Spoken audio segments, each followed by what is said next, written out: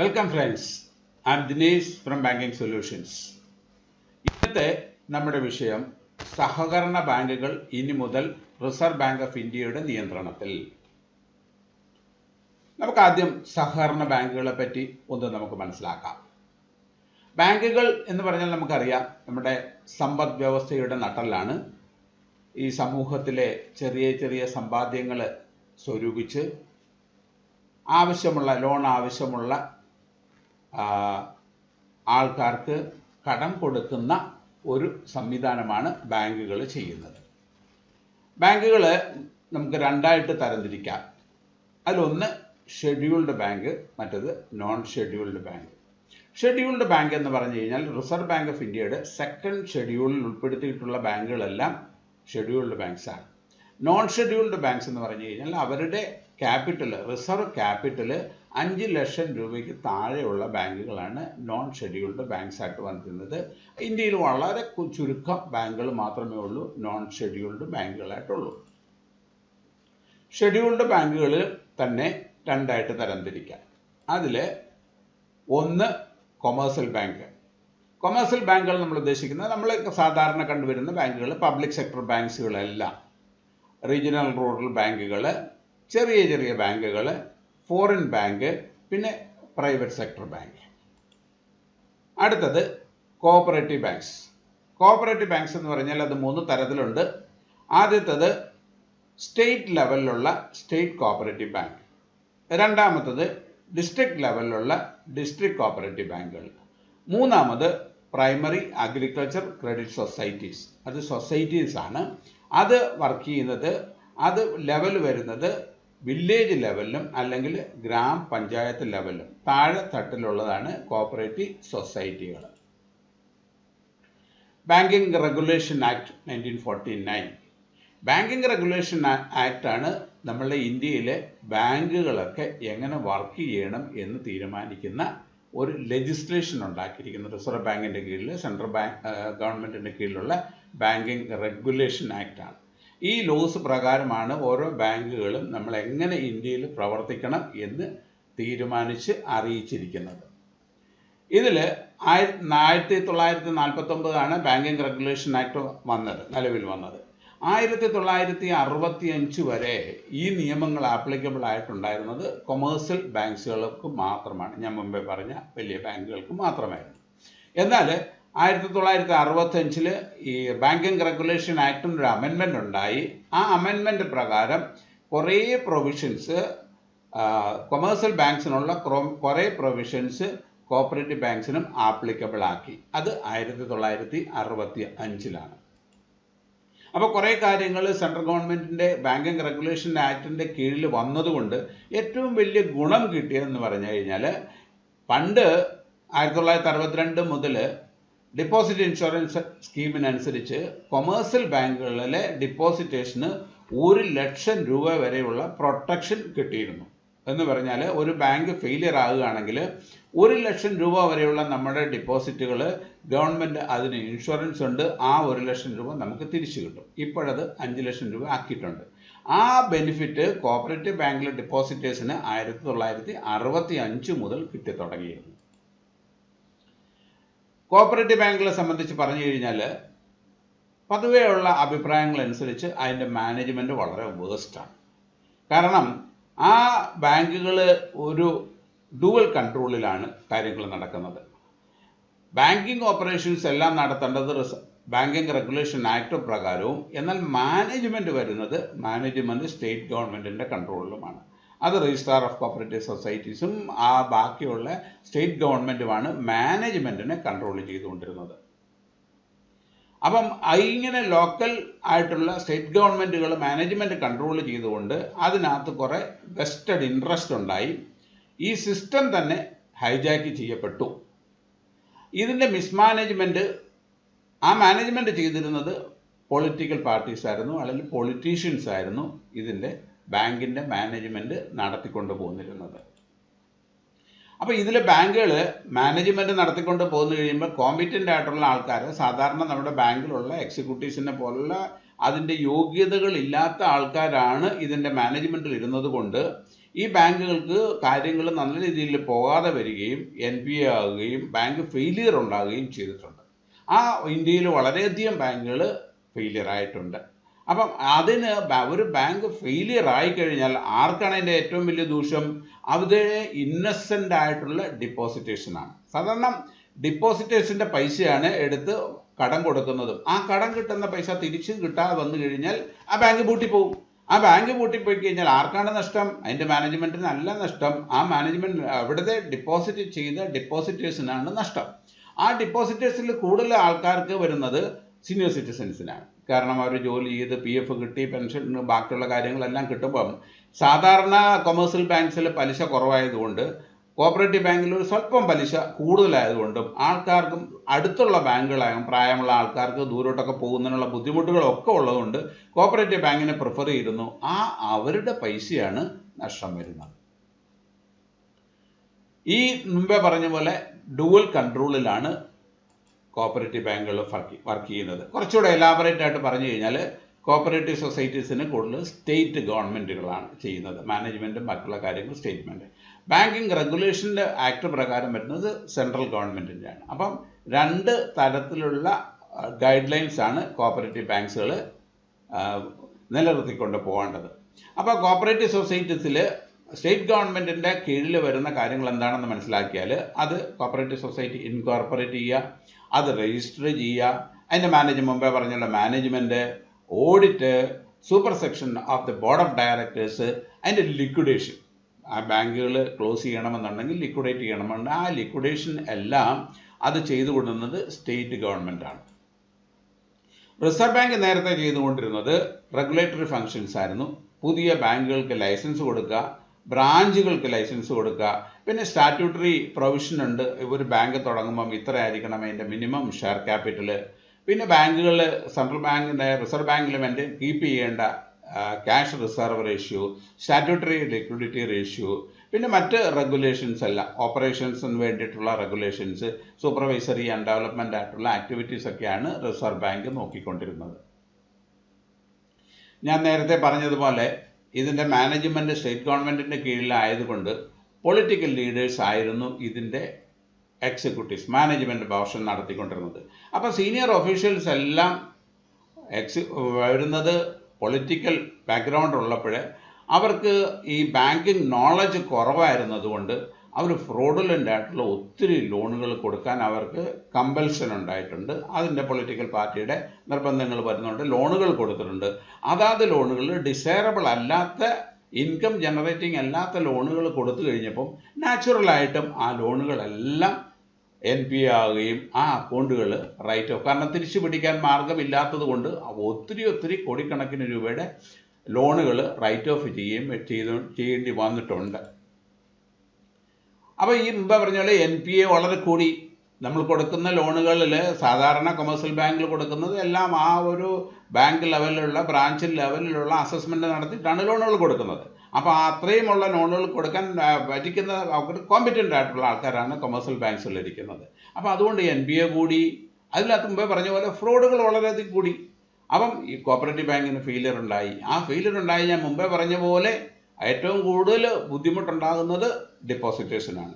ആ ഡിപ്പോസിറ്റേഴ്സിന് ഉണ്ടായിരുന്നത് 1 ലക്ഷം രൂപയുടെ നമ്മുടെ ഗ്യാരണ്ടി എമൗണ്ട് കിട്ടുകയും ബാക്കിയുള്ള എമൗണ്ട് ലിക്വിഡേഷന് അനുസരിച്ച് ആ പ്രോസസ്സിനനുസരിച്ച് എന്തുമാത്രം അസറ്റുകളുണ്ട്, അതെന്തുമാത്രം റിക്കവർ ചെയ്യാൻ പറ്റുന്നുണ്ട്, അതിൻ്റെ പോർഷൻ എന്തുമാത്രമാണ് ഡെപ്പോസിറ്റേഴ്സിന് കീപ്പ് ചെയ്യുന്നത്. അത് സാധാരണഗതിയിൽ ഒരു 10% തൊട്ട് 15% വരെ നമുക്ക് ഈ ഡിപ്പോസിറ്റുകളുടെ വീതം നമുക്ക് കിട്ടാറുള്ളൂ ബാങ്ക് ഫെയിലിയർ വരുമ്പോൾ.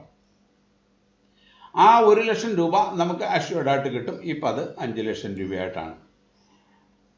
ഇത്രയൊക്കെ കൺട്രോളുകൾ എന്ന് പറഞ്ഞാൽ റിസർവ് ബാങ്കിൻ്റെ കൺട്രോളുകൾ കുറവായതുകൊണ്ട് പല കോപ്പറേറ്റീവ് ബാങ്കിൻ്റെയും ഫെയിലിയറുകൾ അത് റിസർവ് ബാങ്കിന് കൺട്രോൾ ചെയ്യാൻ, റെഗുലേറ്ററി പവേഴ്സിന് മാത്രം ഉപയോഗിച്ച് കൺട്രോൾ ചെയ്യാൻ സാധിക്കാതെ വന്നിട്ടുണ്ട്.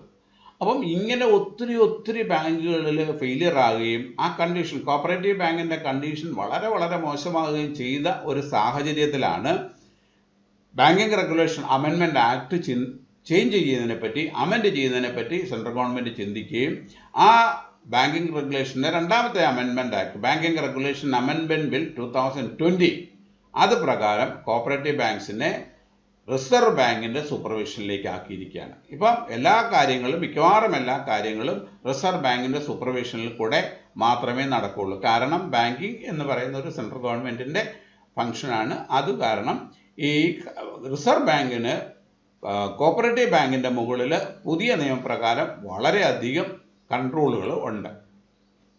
ഈ അമെൻമെന്റുകൾ എന്താണെന്ന് നമുക്കൊന്ന് നോക്കാം. അപ്പം സാധാരണ റെഗുലേറ്ററി പവേഴ്സിന് ഗവൺമെന്റ് ഉണ്ടാകുന്നതിൻ്റെ കൂട്ടത്തിൽ നേരത്തെ സ്റ്റേറ്റ് ഗവൺമെന്റുകളും ലോക്കൽ മാനേജ്മെന്റ് ചെയ്തിരിക്കുന്ന ആ മാനേജ്മെന്റ്, രണ്ടാമത് ക്യാപിറ്റൽ, മൂന്നാമത് ഓഡിറ്റ്, നാലാമത് ലിക്വിഡേഷൻ. ഈ 4 കാര്യങ്ങൾ, management, capital, audit and liquidation, ഇത് റിസർവ് ബാങ്കിന്റെ കീഴിലായി ബാങ്കിങ് റെഗുലേഷൻ ആക്ടിന്റെ കീഴിലേക്ക് പുതിയ അമെൻമെന്റ് പ്രകാരം കൊണ്ടുവന്നു. ഇതിനകത്ത് ഏറ്റവും പ്രധാനപ്പെട്ട അമെൻമെന്റിൽ വരുന്നത് ഡെപ്പോസിറ്റേഷനും ഗുണം വരുന്നത്, സാധാരണഗതിയിൽ ഒരു ബാങ്ക് ഫെയിലിയർ ആയി കഴിഞ്ഞാൽ അതോടനെ ഒരു മൊറട്ടോറിയം പ്രഖ്യാപിക്കുകയാണ് ഇപ്പോഴത്തെ നിയമങ്ങൾക്കുള്ളത്. ആ മൊറട്ടോറിയം പ്രഖ്യാപിച്ചു കഴിഞ്ഞാൽ നമുക്ക് അവിടുന്ന് ഡെപ്പോസിറ്റ്, അവരുടെ ലിമിറ്റഡ് എമൗണ്ട്, ആ മൊറട്ടോറിയത്തിൻ്റെ ഡീറ്റെയിൽസ് അനുസരിച്ച് നമുക്ക് ആ ബാങ്കുകളിൽ നിന്ന് നമ്മളുടെ ഡെപ്പോസിറ്റുകൾ വളരെ ലിമിറ്റഡ് ആയിട്ട് മാത്രമേ നമുക്ക് വിഡ്രോ ചെയ്യാൻ സാധിക്കുള്ളൂ. നമുക്ക് ബാങ്കിങ് ഓപ്പറേഷൻസിൽ ഒത്തിരി റെസ്ട്രിക്ഷൻസ് ഉണ്ട്.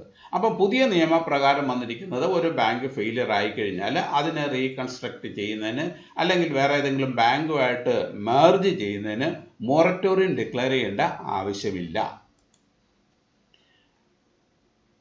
വളരെ വളരെ പ്രധാനപ്പെട്ട ഒരു കാര്യമാണ്. ഈ മാനേജ്മെന്റിന് ക്വാളിഫിക്കേഷൻസ് തീരുമാനിച്ചിട്ടുണ്ട്. ബാങ്കിങ് നോളജ്, ബാങ്കിങ് റിലേറ്റഡ് ആയിട്ടുള്ള നോളജ് ഉള്ള ആൾക്കാരായിരിക്കണം ഇതിൻ്റെ മാനേജ്മെൻറ്റ്, പ്രത്യേകിച്ചും ചെയർമാൻ. ഈ ചെയർമാന് അതിൻ്റെ മിനിമം യോഗ്യതകൾ റിസർവ് ബാങ്കിങ് റെഗുലേഷൻ ആക്ട് പ്രകാരം പറഞ്ഞിട്ടുണ്ട്. അത് ഇതിൻ്റെ പെർമിഷൻ CEO പോസ്റ്റ് ചെയ്യുന്നതിന് മുമ്പ് സ്റ്റേറ്റ് ഗവൺമെൻറ്റുകൾ, കോപ്പറേറ്റീവ് ബാങ്കുകൾ റിസർവ് ബാങ്കിൻ്റെ പെർമിഷൻ മേടിക്കണം. റിസർവ് ബാങ്ക് പറഞ്ഞിരിക്കുന്ന യോഗ്യതകളില്ലാത്ത ഒരാളെയാണ് ബാങ്ക് സജസ്റ്റ് ചെയ്യുന്നതെങ്കിൽ അത് റിമൂവ് ചെയ്യുന്നതിനുള്ള അധികാരവും, പ്രത്യേകിച്ച് അതിന് കഴിവുള്ള ആൾക്കാരെ പോസ്റ്റ് ചെയ്യുന്നതിനുള്ള അധികാരവും ഈ അമെൻമെന്റ് പ്രകാരം ബാങ്കിങ് റെഗുലേഷൻ ആക്ടിന് ലഭിക്കുന്നുണ്ട്.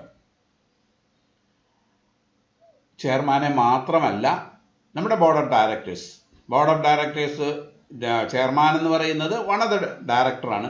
അപ്പോൾ ഈ ഡയറക്ടർ ബോർഡിൻ്റെ മീറ്റിംഗ് കൂടിയിട്ടാണ് ഇതിൻ്റെ മാനേജ്മെൻറ്റ് പല ഡിസിഷൻസും എടുക്കുന്നത് കൊണ്ട് ഈ ഡിസിഷൻസിൽ എടുക്കുമ്പം അതിനകത്ത് അവർക്ക് എന്താണ് അവർ ചെയ്യുന്നത് എന്നുള്ള വിവരം വേണമെന്നുണ്ടെങ്കിൽ 51% മുകളിലുള്ള ഡയറക്ടേഴ്സും ക്വാളിഫൈഡ് ആയിരിക്കണം.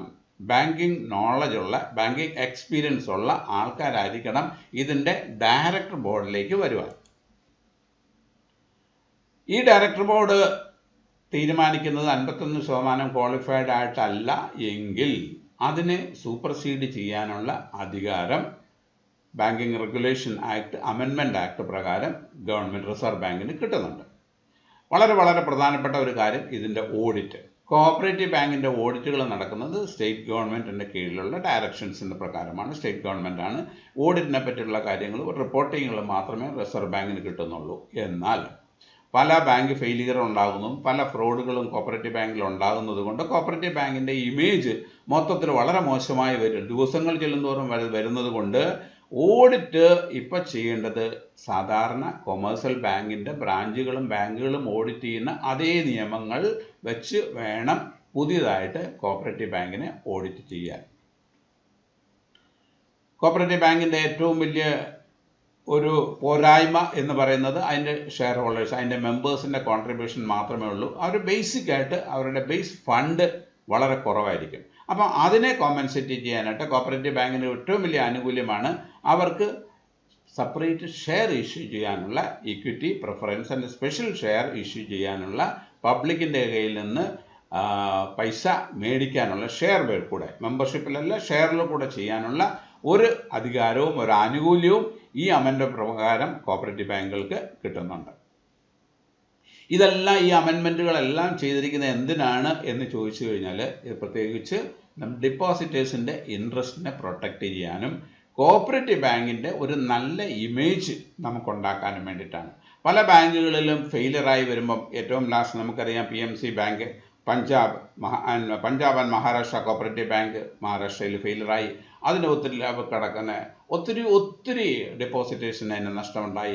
അങ്ങനെ ഉണ്ടാകുന്ന സമയത്ത് ഈ കോപ്പറേറ്റീവ് സെക്ടറിൽ നമുക്ക് ആൾക്കാർക്കുള്ള വിശ്വാസം വരെ നഷ്ടപ്പെട്ടു പോവുകയാണ്. അപ്പോൾ ആ ഇമേജ് നഷ്ടപ്പെടാതിരിക്കാൻ വേണ്ടി ബാങ്ക് ഫെയിലിയർ അങ്ങേയറ്റം ഒഴിവാക്കണം.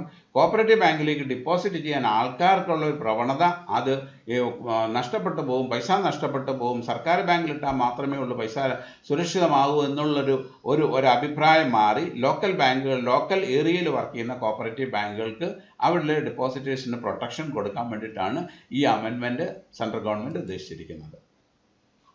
ഈ അമെൻമെൻറ്റിൽ ഞാൻ മുമ്പേ പറഞ്ഞു, ഇത് ബാങ്കുകൾക്കാണ് പ്രാവർത്തികമാകുന്നത്. നമുക്ക് കോപ്പറേറ്റീവ് ബാങ്കിൻ്റെ 3 പറഞ്ഞിരുന്നു. ആ മൂന്നാമത്തത് ഒന്ന് സ്റ്റേറ്റ് ലെവലിലുള്ളത്, ഒരു ഡിസ്ട്രിക്ട് ലെവലിലുള്ളത്, മറ്റേ പ്രൈമറി വില്ലേജ് ലെവലിലും പഞ്ചായത്ത് ലെവലിലുമുള്ള ബാങ്കുകളാണ്. അത് ഈ നിയമപ്രകാരം വരുന്നില്ല. നമ്മൾ പുതിയതായിട്ടുള്ള 2020 അമെൻമെൻറ്റ് ബാങ്കിങ് റെഗുലേഷൻ ആക്ടിൻ്റെ 2020 അമെൻമെൻറ്റ് പ്രൈമറി അഗ്രികൾച്ചർ ക്രെഡിറ്റ് സൊസൈറ്റീസിന് ആപ്ലിക്കബിൾ അല്ല. എങ്ങനെയാണ് നമ്മളിത് തിരിച്ചറിയുന്നത്? അവർ വെക്കുന്നത് അവരുടെ പേരിൽ എപ്പോഴും ബാങ്കർ അല്ലെങ്കിൽ ബാങ്കിങ് എന്നുള്ള പേരുണ്ടാവും. സാധാരണ അല്ലെങ്കിൽ സൊസൈറ്റിയാണ്. സൊസൈറ്റികൾ സാധാരണ ചെയ്യുന്നത് അഗ്രികൾച്ചർ ഡെവലപ്മെൻറ്റിന് വേണ്ടിയിട്ട് ഷോർട്ട് ടൈമും ലോങ് ടൈമും ആയിട്ടുള്ള ഫിനാൻസ് കൊടുക്കുകയാണ് ഈ സൊസൈറ്റികൾ ചെയ്യുന്നത്. അപ്പോൾ ബാങ്കർ, ബാങ്കിങ് എന്നുള്ള പേരുള്ള എല്ലാ കോപ്പറേറ്റീവ് ബാങ്കുകൾക്കും ഈ അമെൻമെൻറ്റ് ബാധകമാണ്. അപ്പം ഈ അമെൻമെൻറ്റ് വന്നിരിക്കുന്നത് കൊണ്ട് ബാങ്കിങ് റിലേഷൻ വെതുക്കുന്നുണ്ട്. പൊളിറ്റിക്കൽ ഇൻ്റർഫിയറൻസ് വളരെ കുറയ്ക്കുക. കോപ്പറേറ്റീവ് സെക്ടറിൽ അപ്പോയിൻമെൻറ്റുകളിൽ വളരെ കാര്യമായിട്ട് ക്വാളിഫൈഡ് ആയിട്ടുള്ള ആൾക്കാർ വരിക. ഇതൊക്കെയാണ് ഗവൺമെൻറ്റിൻ്റെ പ്രധാനപ്പെട്ട ഉദ്ദേശം. അപ്പം ആ വർക്കിംഗ് സ്റ്റൈല് തന്നെ അങ്ങനെ അങ്ങോട്ട് മാറുകയാണ്. മാനേജ്മെൻറ്റ് വരുന്നത് കോമ്പിറ്റൻ്റ് ആയിട്ടുള്ള മാനേജ്മെൻറ്റ് വരുന്നു. ഇപ്പോഴത്തെ കാലത്ത് നമുക്കറിയാം, കോപ്പറേറ്റീവ് ബാങ്കിൽ സ്റ്റാഫിൻ്റെ സെലക്ഷൻ എന്ന് പറയുന്നതിന് മിനിമം യോഗ്യതകളില്ല. അത് നമ്മൾ ആ കോപ്പറേറ്റീവ് സൊസൈറ്റിയും കോപ്പറേറ്റീവ് ബാങ്കുകളൊക്കെ തീരുമാനിക്കുന്നതാണ് അവരുടെ യോഗ്യതകളും മറ്റു കാര്യങ്ങളൊക്കെ. പക്ഷേ ഇനിയുള്ള വരും കാലങ്ങളിൽ ആ കോപ്പറേറ്റീവ് മിനിമം ക്വാളിഫിക്കേഷനൊക്കെ വന്നു കഴിയുമ്പോൾ ആ വർക്കിംഗ് സ്റ്റൈല് തന്നെ മാറും. കമ്പ്യൂട്ടറൈസ്ഡ് എൻവയൺമെൻറ്റിൽ ആ വർക്കിംഗ് സ്റ്റൈല് തന്നെ മാറ്റി ആ ഡിപ്പോസിറ്റേഴ്സിന് ഒരു കോൺഫിഡൻസ് വളരെ കൂടി. അപ്പോൾ ജനറൽ പബ്ലിക്കിന് കോപ്പറേറ്റീവ് സിസ്റ്റത്തിലേക്കുള്ള താല്പര്യം വർദ്ധിപ്പിക്കുകയും ചെയ്യും. നമ്മൾ ഈ ബാങ്കിങ് റെഗുലേഷൻ ആക്ട് അമെൻമെൻറ്റ് നടത്തിയിരിക്കുന്നത് കൊണ്ട് എന്തൊക്കെയാണ് നമ്മൾ ഒരു ഗുണകരമായിട്ട് നമുക്ക് കിട്ടുന്ന, അല്ലെങ്കിൽ അതിൻ്റെ എഫക്റ്റ് എന്തുകളെന്നൊക്കെയാണ് നമുക്ക് മനസ്സിലാക്കാം. ആദ്യമായിട്ട് നമ്മൾ കൊടുക്കുന്നത് നല്ല ഗവേണൻസ്, നല്ല രീതിയിൽ നിയമങ്ങൾ അറിയാവുന്ന, നിയമങ്ങളെ പ്രാവർത്തികമാക്കാനുള്ള കഴിവുള്ള, നോളജുള്ള ആൾക്കാർ, അവരുടെ സ്റ്റാഫ് വരികയാണ്. അപ്പം ചെയർമാൻ വരുന്നു. ചെയർമാൻ കൂടാതെ തന്നെ 51% ഡയറക്ടേഴ്സ് വരുന്നു. പിന്നെ സ്റ്റാഫിൻ്റെ റിക്രൂട്ട്മെൻ്റ് ഒക്കെ ഭാവി കാലങ്ങളിൽ വന്നു കഴിയുമ്പോൾ അവരുടെ മിനിമം ക്വാളിഫിക്കേഷൻ എല്ലാം വന്നു കഴിയുമ്പോൾ ആ ബാങ്കിങ് നോളജുള്ള, സാധാരണ കൊമേഴ്സ്യൽ ബാങ്കുകളിലെ സ്റ്റാഫുകൾ ഇരിക്കുന്ന പോലെ ബാങ്കിങ് നോളജുള്ള ആയിരിക്കും വരുന്നത്. അത് നമുക്ക് വളരെ രീതിയിലുള്ളൊരു ഗുണകരമായിട്ടുള്ള കാര്യമാണ്. രണ്ടാമത് വരുന്നത്, നമുക്ക് ഒത്തിരി കംപ്ലൈൻറ്റ് ഉണ്ട് കോപ്പറേറ്റീവ് ബാങ്കുകളിൽ money laundering, forgery, cheating, criminal conspiracy, ഇതെല്ലാം സംഭവിക്കുന്നു എന്നുള്ള ഒരു കമ്മിറ്റികളുടെ റിപ്പോർട്ടാണ്. ഈ കമ്മിറ്റികളുടെ റിപ്പോർട്ടുകളിൽ കൂടാണ് നമ്മളിത് പബ്ലിക് അറിയുന്നത്. ഇങ്ങനെ കാര്യങ്ങളുണ്ടാകുന്നത്. അപ്പോൾ പുതിയ അമെൻമെൻറ്റ് പ്രകാരം അതിനുള്ള സാധ്യതകൾ വളരെ കുറയും. അങ്ങനെ വരുന്ന സമയത്ത് കറപ്ഷൻ കുറയും, നെപ്റ്റോട്ടിസം കുറയും, ഫേവറിറ്റിസം കുറയും. ഈ നിയമം വിട്ട് ലോണുകൾ കൊടുക്കുന്ന സമയത്ത് ആണ് കറപ്ഷൻ ഉണ്ടാകുന്നത്. നിയമങ്ങൾ ശരിക്കും പാലിച്ചു കഴിഞ്ഞാൽ സ്വന്തം കൂട്ടത്തിലുള്ള ആൾക്കാർക്കും അയോഗ്യരാണെങ്കിൽ അവർക്ക് ലോൺ കൊടുക്കാൻ പറ്റില്ല. പക്ഷപാതപരമായിട്ട് ചെയ്യാനായിട്ട് സാധിക്കില്ല. കാരണം നിയമങ്ങൾ നോക്കിയേ പറ്റുള്ളൂ. അക്കൗണ്ടബിലിറ്റി വളരെ പ്രധാനപ്പെട്ട അക്കൗണ്ടബിലിറ്റിയാണ്. ചെയർമാനോ അല്ലെങ്കിൽ ബോർഡ് ഓഫ് ഡയറക്ടേഴ്സിനോ ഒരു അക്കൗണ്ടബിലിറ്റി ഇപ്പോഴത്തെ സിറ്റുവേഷനിൽ ഡെപ്പോസിറ്റേഴ്സിനോ അല്ലെങ്കിൽ ഷെയർ ഹോൾഡേഴ്സിനോ ഇല്ല. ആ അക്കൗണ്ടബിലിറ്റി ചെയർമാനും ഡയറക്ടേഴ്സിനും അക്കൗണ്ടബിലിറ്റി ഫിക്സ് ചെയ്തുകൊണ്ടാണ് ബാങ്കിങ് റെഗുലേഷൻ ആക്ടിൻ്റെ അമെൻമെൻറ്റ് ബില്ല് വന്നിരിക്കുന്നത്. ട്രാൻസ്പെറൻസി, നമ്മൾ ചെയ്യുന്ന കാര്യങ്ങൾ കമ്പ്യൂട്ടറിൽ കുറേയധികം ട്രാൻസ്പെറൻ്റ് ആയിട്ട് വരുന്നുണ്ട്. എങ്കിൽ തന്നെ വരുന്നത് കോപ്പറേറ്റീവ് ബാങ്കിൻ്റെ ഏറ്റവും വലിയ ശാപം എന്ന് പറയുന്ന അതിനുള്ള ആരോപണം ബ്ലാക്ക് മണി ഡെപ്പോസിറ്റ്സ് ആണ്. ടാക്സ് കൊടുക്കാതെ കള്ളപ്പണം നിക്ഷേപങ്ങൾ കോപ്പറേറ്റീവ് ബാങ്കിൽ നടക്കുന്നു എന്നുള്ള വലിയ വലിയ ആരോപണങ്ങളുണ്ട്. കുറേയൊക്കെ ശരിയാണെന്നാണ് ചില സംഭവങ്ങളിൽ കൂടെ നമുക്ക് മനസ്സിലാകുന്നത്. പിന്നെ നമുക്ക് എടുക്കുന്നത് ഒരു കൊമേഴ്സ്യൽ ബാങ്കിൽ ചെന്ന് കഴിഞ്ഞാൽ ഒരാൾക്ക് ഒരു അക്കൗണ്ട് മാത്രമേ തുടങ്ങാൻ പറ്റുള്ളൂ. അപ്പം ആ ഒരാൾക്ക് ഒരു ബിനാമിയുടെ പേരിൽ ഒരു അക്കൗണ്ട് ഓപ്പൺ ചെയ്യാനായിട്ട് ഒരു കൊമേഴ്സ്യൽ ബാങ്കിൽ ചെന്ന് കഴിഞ്ഞാൽ, നാഷണലൈസ്ഡ് ബാങ്കിൽ ചെന്ന് കഴിഞ്ഞാൽ സാധിക്കില്ല. പക്ഷേ കോപ്പറേറ്റീവ് ബാങ്കിൽ സാധിക്കുന്നു എന്നുള്ളതാണ് റിപ്പോർട്ട്. അപ്പം ഈ അമെൻമെൻറ്റ് ആക്ട് പ്രകാരം നമ്മളുടെ പേരിൽ നമ്മളുടെ ബയോഡേറ്റ എല്ലാം കൊടുത്തിട്ട് നമ്മൾക്ക് ഒരാൾക്ക് ഒരു അക്കൗണ്ട് എന്നുള്ള ലൈനിൽ വന്നു കഴിയുമ്പോൾ ബിനാമി നെയിംസിലുള്ള അക്കൗണ്ടുകൾ ഉണ്ടാവില്ല. Tax evasion. കോപ്പറേറ്റീവ് ബാങ്കിൽ നമുക്ക് കിടക്കുന്ന ഡിപ്പോസിറ്റുകളിൽ നമുക്ക് ഇൻകമാണ്. ആ ഇൻകത്തിന് നമ്മളുടെ അവിടുത്തെ ഒരു സീലിങ്ങിനപ്പുറം ഇൻകം ടാക്സ് റൂൾ പ്രകാരം നമ്മൾ ടാക്സ് കൊടുക്കാൻ ബാധ്യസ്ഥരായിട്ടുള്ള ആൾക്കാർ ടാക്സ് കൊടുക്കുന്നില്ല എന്നുള്ളത് ഗവൺമെൻറ്റിൻ്റെ ഒരു ഫൈൻഡിങ്സ് ആണ്. അപ്പോൾ ആ ടാക്സ് വെട്ടിപ്പ് തടയാനായിട്ട് ഈ ബാങ്കിങ് റെഗുലേഷൻ ആക്ട് നടപ്പിലാക്കുമ്പോൾ സാധിക്കും. മുമ്പേ ആദ്യം പറഞ്ഞ പോലെ ഫ്രോഡുലൻ്റ് ആയിട്ടുള്ള ലോണുകൾ ഒത്തിരി മാനേജ്മെൻറ്റിൻ്റെ ഇൻകോമ്പിറ്റൻസിയിൽ കൂടെ കൊടുത്തിട്ടുണ്ട് പണ്ട് കാലങ്ങളിൽ. അപ്പം എലിജിബിൾ അല്ലാതെ ഇൻകം ജനറേറ്റിംഗ് അല്ലാത്തൊരു ലോണുകൾ കൊടുത്തു കഴിഞ്ഞാൽ ഇൻകം ജനറേറ്റ് ചെയ്ത് വരാതെ വന്നു കഴിഞ്ഞ സാഹചര്യത്തിൽ തിരിച്ചടക്കാൻ പറ്റാതെ വന്ന സാധനങ്ങൾ അക്കൗണ്ട് NPA ആവുകയും അവസാനം NPA ആയി കഴിഞ്ഞാൽ കുറച്ച് നാൾ കഴിഞ്ഞാൽ അക്കൗണ്ട് റൈറ്റ് ഓഫ് ഫെയിൻ ചെയ്യേണ്ടി വരും. അപ്പം അങ്ങനെയുള്ള ലോണുകൾക്കെല്ലാം ഒരു പരിസമാപ്തി വന്നിരിക്കുകയാണ് ബാങ്കിങ് റെഗുലേഷൻ ആക്ട് പ്രകാരം. അപ്പം ഡിസൈറബിൾ ആയിട്ടുള്ള എലിജിബിൾ ആയിട്ടുള്ള ആൾക്കാർക്ക് ലോണുകൾ കിട്ടുകയും മറ്റുള്ള ആൾക്കാർക്ക് ലോണുകൾ കിട്ടാതിരിക്കുകയും ചെയ്യും. ഇപ്പം റീസൈക്ലിംഗ് ഓഫ് ഫണ്ട് ഉണ്ടാവും. നമ്മൾ എടുക്കുന്ന പൈസ ബാങ്കുകളിൽ നിന്ന് ലോണാണ് നമ്മൾ എടുക്കുന്നത്. ആ എടുക്കുന്ന പൈസ തിരിച്ചടച്ചു കഴിഞ്ഞാൽ അടുത്തൊരാൾക്ക് ലോൺ കൊടുക്കുകയും അല്ലെങ്കിൽ നമുക്ക് തന്നെ രണ്ടാമത് ലോൺ ചെയ്യുമ്പോൾ ആ കോപ്പറേറ്റീവ് ബാങ്കിങ് ഫംഗ്ഷൻ അത് വളരെ സ്മൂത്തായിട്ട് കണ്ടക്ട് ചെയ്യപ്പെടും. ഓഡിറ്റ്. ഞാൻ മുമ്പേ പറഞ്ഞു, ഓഡിറ്റ് എന്ന് പറയുന്നത് സ്റ്റേറ്റ് ഗവൺമെൻറ്റിൻ്റെ കീഴിലാണ് ചെയ്തുകൊണ്ടിരുന്നത്. അത് റെഗുലേഷൻ ചെയ്യുന്നത് സെൻട്രൽ ഗവൺമെൻറ് ആണെങ്കിലും ഓഡിറ്റ് ഇവിടെ ആകുന്നുണ്ട്. നിയമങ്ങൾ എന്താണ്, അതിനനുസരിച്ച് എന്തെല്ലാം കാര്യങ്ങൾ ചെയ്തിട്ടുണ്ട്, അതിനകത്ത് പോരായ്മകൾ എന്തുണ്ടെന്നുള്ള തിരിച്ചറിയാനായിട്ട് പറ്റാത്തത് കൊണ്ട് കൊമേഴ്സ്യൽ ബാങ്കിൻ്റെ അറ്റ് പാർ വെച്ച് ഈക്വലൻ്റ് ആയിട്ടുള്ള ഓഡിറ്റ് ഇനി മുതൽ കോപ്പറേറ്റീവ് സെക്ടറിൽ ഉണ്ടാകും. കാരണം വളരെ കാര്യങ്ങൾ നിയമങ്ങൾ തെറ്റിച്ച് ഇനി ഏതെങ്കിലും ചെയ്യാനായിട്ട് കോപ്പറേറ്റീവ് ബാങ്കുകൾക്ക് ഇനി സാധിക്കില്ല. ബാങ്ക് ക്രൈസിസ് ഒഴിവാക്കുകയാണ് ഏറ്റവും വലിയ ഫെയിലിയർ ഒഴിവാക്കുകയാണ് ഈ റെഗുലേഷൻ്റെ ഏറ്റവും വലിയ ഉദ്ദേശം. ഏറ്റവും നമുക്കുണ്ടാക്കുന്ന ഈ ബാങ്കിങ് റെഗുലേഷൻ ആക്ട് അമെൻമെൻറ്റ് വരുന്നതിന് ഏറ്റവും പ്രധാനപ്പെട്ട ഒരു ഘടകമുണ്ടായിരുന്നത് പഞ്ചാബ് ആൻഡ് മഹാരാഷ്ട്ര കോപ്പറേറ്റീവ് ബാങ്കായിരുന്നു. ആ ബാങ്കിൻ്റെ ക്രൈസിസും അതിൻ്റെ ഫെയിലിയറുമാണ് ഇത്രയും പെട്ടെന്ന് ഈ ഒരു അമെൻമെൻറ്റ് ഉണ്ടാകാനുള്ള കാരണമെന്നാണ് മനസ്സിലാകുന്നത്.